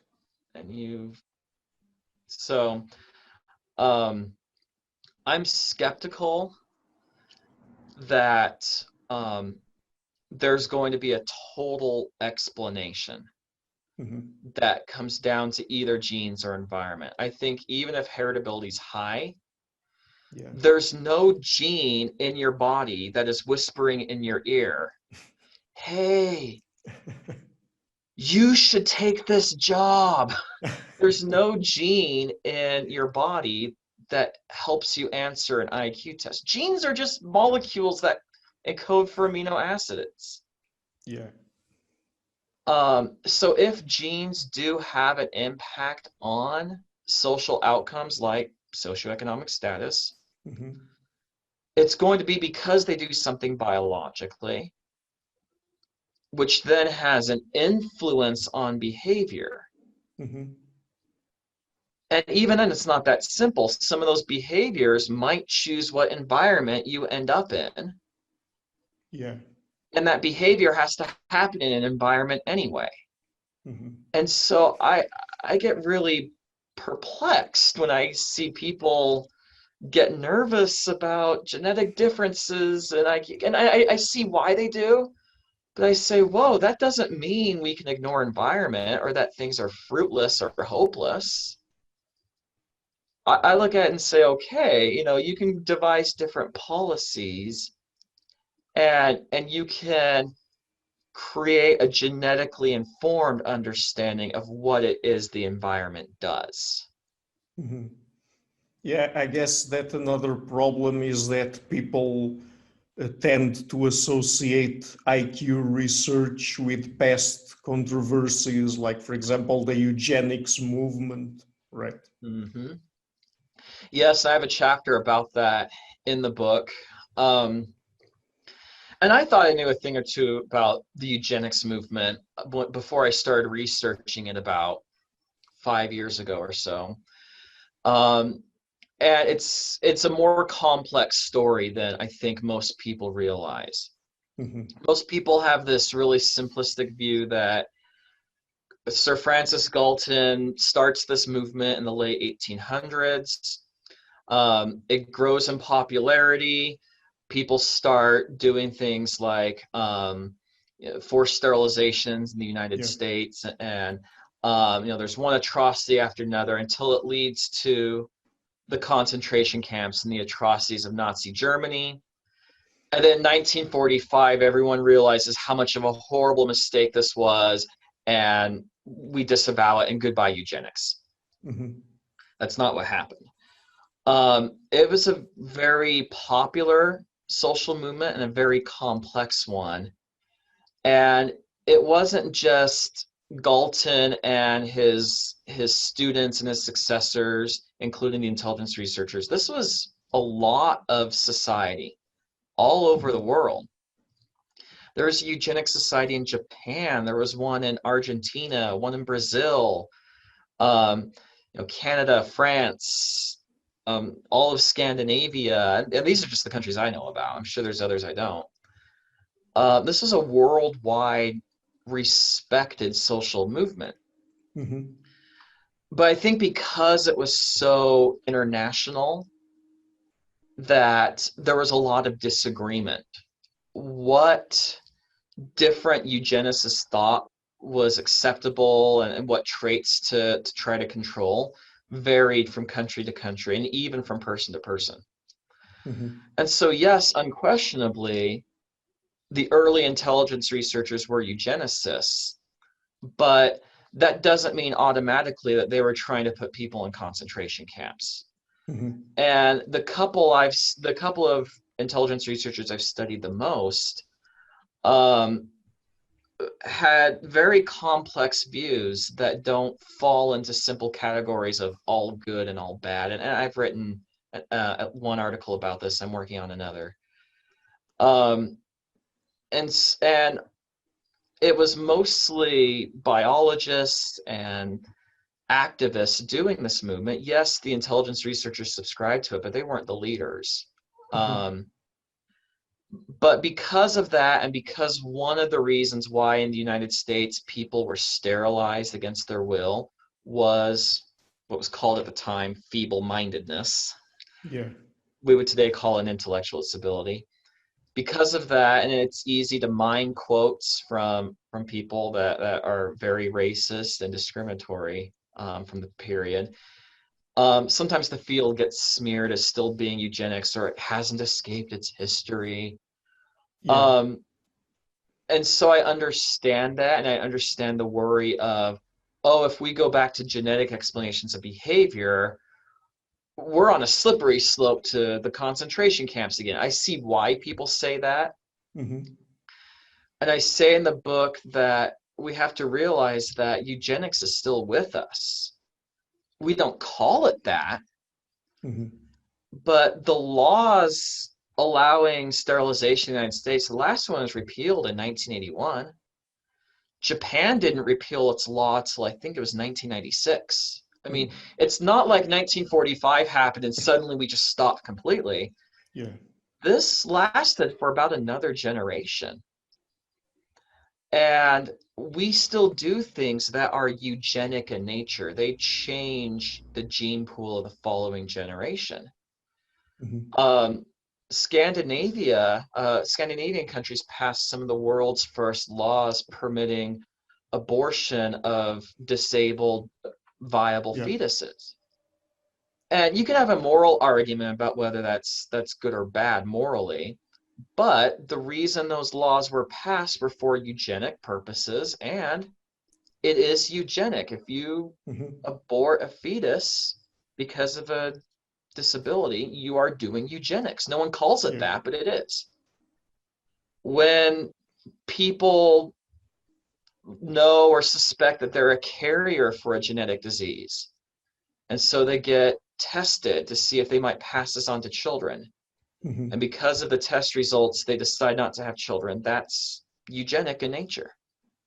Yeah. We don't call it that, but it is. And I give some other examples.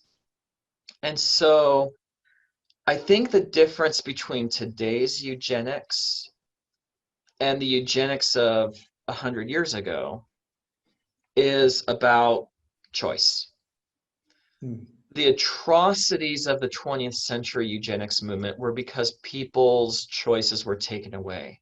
Their human rights were violated, either because they were sterilized against their will, or they were kept in a community where they weren't allowed to associate with the opposite sex and have children, or they were denied freedom for other reasons, or they were sterilized in prison, or in the German example, they were euthanized in the community and then put in concentration camps and taken to the gas chambers by the millions. What all of these atrocities have in common is a violation of human rights and removing people's freedom from them. Someone in power was deciding that this person does not deserve the same rights as they do. Yeah.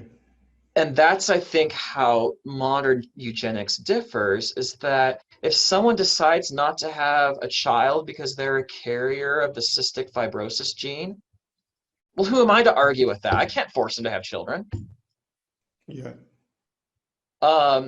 Again, you can argue about the morals of aborting a viable fetus that has a disability, but most countries where this is legal have made a decision that this is a choice that a mother can make, and that the government has decided to butt out of that choice. And I think that that the likelihood of any atrocities coming out of research on genetic differences between groups is low in countries where human rights are highly valued and they're highly protected.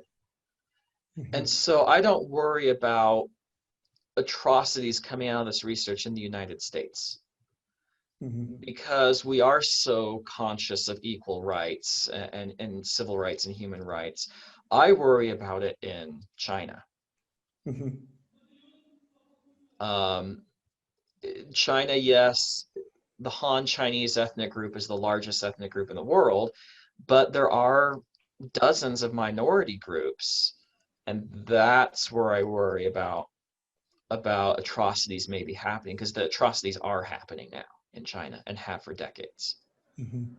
But when people say, no, you can't research genetic differences between African Americans and white Americans because of what some people said 90 years ago, I don't get worried, because I say, no, we have a human and civil rights framework of understanding these things that I think makes atrocities extremely, extremely unlikely.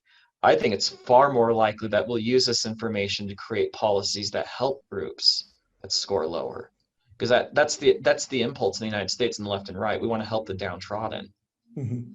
I can't imagine it's going to change suddenly just because a study comes out where we finally can talk about a percentage. That's just my opinion, though. But like I said, just one view of one American. Yeah. Okay, so we've already touched a bit on political issues, social issues. What about the education system? I mean, we've talked about several different aspects of how IQ research might inform the education system, but in general, how would, let's say, G-informed education system work? And what are some of the changes that you think, with the knowledge that we have now, could be put in place? I can't speak about other countries, but at least in the US, the education system's in denial. And I see why. As a parent, I want my child's teacher to really believe that she can make a huge difference in what kids know, and she can make a kid bloom and learn a lot, and to really excel and to open up talents and abilities and knowledge that they didn't know that they had. Yeah. I really want a teacher to believe that, because every day they'll come in, they'll be motivated. Please, I get that. And there are inspiring teachers. We all have a teacher we can think back on that did make a difference to us. But again, we don't get invited, intelligence research don't get invited to a lot of parties because the narrative from this research very much goes against that culture Yeah. in the educational system in the United States. I'm not saying that teachers shouldn't try, but I do think that that we do need to recognize that certain policies are not realistic. We already talked about college for everyone. That's not realistic, and that doesn't help everyone. Yeah. We have a popular policy in the United States called algebra for all. The idea that every kid should take algebra before the end of 9th grade. And the majority of kids can take and finish algebra by then, but not all. And when a child doesn't pass algebra by the end of 9th grade, well, if you don't consider the fact that some people can't pass algebra that early, some people can't ever pass algebra. Yeah. If you don't believe that, if you don't take into account that reality, then when a kid doesn't pass algebra, the finger pointing starts. It's the teacher's fault because he wasn't a very good math teacher. No, it's the principal's fault because I didn't get the support I needed to teach this remedial class. No, it's the legislature's fault because we didn't get the funds we needed to be able to have the support system we needed. No, it's the parents' fault because if the parents would check the kid's homework and help them, then the kid would do better. No, the finger pointing starts. Yeah. And I think that finger pointing and blaming is extremely unproductive in the education system. We all want the same thing. We want kids to learn as much as possible. We want to train people for adult careers and making a contribution to society. And when we start blaming, we stop working together. And so I would be more in favor of a policy of, a soft goal. We want as many people as possible taking algebra in middle school. But if a kid doesn't pass it, let's not start playing the blame game. Let's see if the reason is because of low IQ. Let's see if it's because they don't have anywhere safe to do their homework, etc. But if it ends up being low IQ, let's create an educational program to accommodate their needs instead of just assuming everyone needs algebra. Another one, this comes from the world I come from, with gifted education, even the gifted world's resistant to IQ research. But one of the strongest pieces of one of the strongest findings from intelligence research is that smarter people learn faster. Some kids don't need 13 years to go from kindergarten to the 12th grade material. Some kids can learn that in less than 13 years. So if I had my way, we would be doing a lot more grade skipping. There really hasn't been any research whatsoever to show that there's negative effects from qualified grade skipping a qualified child, but it's extremely rare in the US. In my state, about a quarter of children in 11th grade are ready for college immediately. So at least about a quarter of kids could skip a grade at some point in my state. And that's probably typical. And yet only about 2 to 3% of kids ever skip a grade. Yeah. And so I look at it, it's like we should be doing grade skips about 10 times more often. Why don't we? Because the education system doesn't say, hey, smarter kids don't need 13 years. Here's a smart kid. Let's try to prepare them for a grade skip and time it. And so I think that we would find more classrooms with kids from different ages if we consider G. I think we would start designing policies that keep the needs of struggling kids and gifted kids in mind, both at the same time. Yeah. And I think we'll have a lot fewer or no one size fits all policies. And unfortunately, the education system is very much in denial. Not just denial, there's active resistance to intelligence research. Mm-hmm. And at my university several years ago, a colleague of mine introduced me to the dean of the School of Education here. I'm in the psychology program. She introduced me to the dean of the School of Education. And my colleague said, look, you know, Dr. Warne can teach a great gifted education class. You know, he's a great scholar. It would really prepare our students well.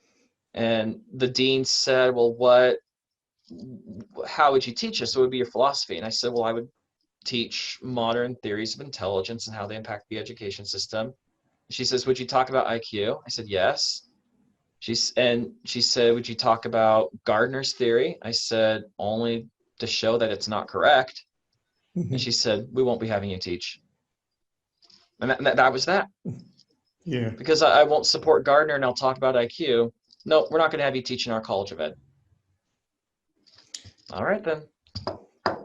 Yeah, I guess that it's an entire culture, educational culture that is set in place, and it will be really hard to change people's minds. Okay, so I have one final question, and this is another controversial one. So with the knowledge that we have about the behavioral genetics of IQ and intelligence, to what extent are we able to predict outcomes at an individual level? Because I've already had people on the show that differed in their opinions. For example, Robert Goleman says that we already have enough knowledge, and particularly with the SNP ships, to predict the course that a particular child will follow, and to put them in, for example, special education or some sort of program for the gifted students.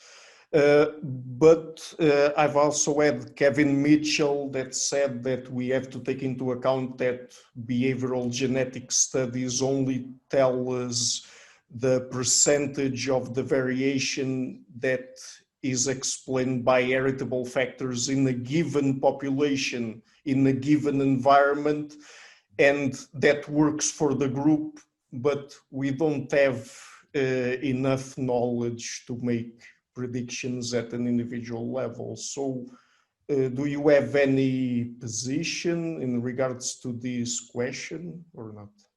Yes, these DNA-based predictions, they use a variable called a polygenic score. I'm sure some of the other guests have talked about that. Yeah. And there's different polygenic scores. The best one is a polygenic score predicting people's adult educational attainment. How many years of education will you accomplish by the time you finish your education in adulthood? Yeah. And that polygenic score right now is a better predictor of adult educational attainment than childhood socioeconomic status is, which is a real game changer, because the assumption in education and in sociology and some other fields is, oh, well, socioeconomic status determines so much. Let's just fix poverty and all these other problems will be fixed. And the shows actually know socioeconomic status is not that good of a predictor, and known DNA variations right now are a better predictor than knowing the parent's income level is. Yeah. And every semester I just floor my students in my class where I say, right now I can give a saliva swab to a baby the day it's born and predict how long they'll stay in school, and it's a better predictor than knowing the parents' incomes. And my students are just floored because they've been told their whole lives that childhood socioeconomic status is this all important determinant, and it's not. It's an influence, but it's not as powerful as we like to think. Yeah. So I mean that technology exists right now. You know, I had a baby born this year. I could give her a DNA test and it would predict how long she stays in school. I don't think that the current predictions from polygenic scores are accurate enough to make decisions about education strategies for individuals. I don't think we're there yet. I think a better predictor, for example, of a child's future educational attainment would probably be their IQ in adolescence. By then, IQ stabilized, the genetic influences have stabilized, and a lot of the non-cognitive variables have stabilized. Kids who have ambitions to be a scientist in adolescence tend to end up going to more school. And so I think those are better predictors than the current polygenic scores are. Yeah. But I don't think we're ready to make predictions that can influence individual decisions right now. They're great for research purposes, but I actually just submitted a manuscript to a journal this week where I said, hey, educators, you need to be ready. This is coming. Yeah. I know you don't like talking about genes, but it's coming. And you need to have policies. And one of my suggested policies was that because the scores aren't accurate right now, we shouldn't be using them temporarily. But, and I think you can tell with my language, I think the day will come when they are accurate enough. And I think within the next decade, polygenic scores will be accurate enough for us to say, here's a child, and we know at birth that he's at risk for autism.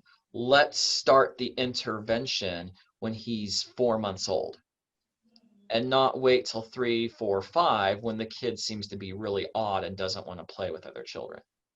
And I think within the next decade, we'll be able to say, hey, thank you for your DNA test. You're at risk for depression. And so if you start noticing these symptoms, get help early before you start getting suicidal thoughts. For the education system, I think within the next decade, we'll get good enough polygenic scores that we can start making decisions about, hey, this child's at risk for dyslexia. Let's start the intervention before they're years behind their peers. This child's at risk for a math dyscalculia. Let's start the intervention now. Now, you mentioned gifted programs, and using genes to put kids in gifted programs sounds like Brave New World to some people. And I see why. And I empathize with that reaction.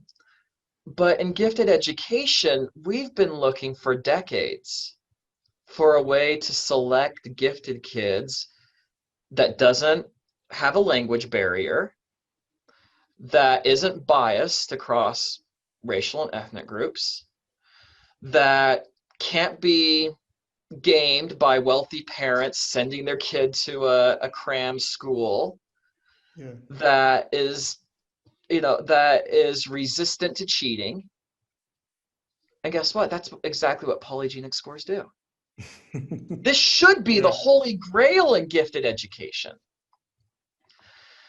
Like I said, it's not there yet. And Kevin Mitchell is correct that these scores are not portable across racial groups right now. I think they will be, probably a lot sooner than some people realize. But that's another proposed policy that I have, is that I think districts should be realistic in saying until the scores are accurate enough and accurate enough for all kids from various groups, we shouldn't be using them at all. And I think that's a justifiable policy. So I'm sort of halfway between. I'm not in the Plomin camp of, sure, let's go for it. Let's start putting people in programs. And I'm not in the Kevin Mitchell camp of, nope, this is a bad idea. I'm in the camp of, it's a good idea, but not now. Let's get the predictions more accurate before we start building policies. And even then, I have some other policies. One that I suggested was that phenotype should trump genotype. In other words, some people beat the genetic odds. Yeah. And if a kid is really bright, they excel in their schoolwork, and they're motivated, well, throw them in the gifted program. Who cares what the polygenic score says? The phenotype's more important than the genotype. Even if the phenotype says that this child is a low risk for dyslexia, but they're clearly displaying symptoms of dyslexia, well, then put them in the intervention. Yeah. And I think that people should be evaluated periodically to see if they still need services. And that's true no matter how you select kids for programs. We shouldn't just select a kid for a program and they're in it until they graduate. We should be evaluating people periodically. That's true whether you use a test or a polygenic score to make predictions. Yeah. Okay, so let's end on that note. Lots of information to process today. It is. Yeah. It is. So, guys, the book is again In the Know, Debunking 35 Myths About Human Intelligence. Where can people find you on the internet? They can find me at russellwarne.com. That's RussellWarne.com. I'm on Twitter at RussWarne. And I also have a professional Facebook page, facebook.com/RussWarnePhD. Those are the best places online to follow me. Okay, great. So I will include that in the description box of the interview. And Dr. Warne, again, as I said at the beginning, it's always a pleasure to have you on the show. And this was a very interesting talk. So thank you for taking the time. Thanks for having me. I appreciate it, Ricardo. Bye. Hello everybody, thank you for watching this interview until the end. As you might have noticed, I've started this channel almost 3 years ago, and I would really like to ask you to please pay a visit to my Patreon page or PayPal, because I need your support, and any amount starting from $1 would already be a great help. Otherwise, and if you like what I'm doing, please share it, leave a like, and hit the subscription button. I would also like to give a huge thank you to my main patrons and PayPal supporters, Karen Litske and Blanchett, Perarga Larsen, Lau Guerrero, Francis Ford, Hans Frederick Sunda, Ricardo Vladimiro, Craig Healy, Adam Kessel, Olaf Alex, Jonathan Wiesel, Anian Kata, Jacob Klinkby, Matthew Whittingbird, Arno Wolf, Tim Hollacy, Henry Kalenius, John Connors, Paulina Barron, Philip Force Connolly, Jerry Mueller, Herbert Gintis, Rutger Vosbo, Weingard, Rebecca Newberger Goldstein, Dan Demetriou, Robert Windager, Rui Inácio, Arthur Coe, Zoop, Marco Neves, Colin Holbrook, Susan Pinker, Thomas Trumbull, Bernardo Seixas, Pablo Santurbano, Simon Columbus, Jorge Espinha, Phil Kavanagh, Corey Clark, Mark Blythe, Roberto Inguanzo, Mikkel Stormer, Eric Neumann,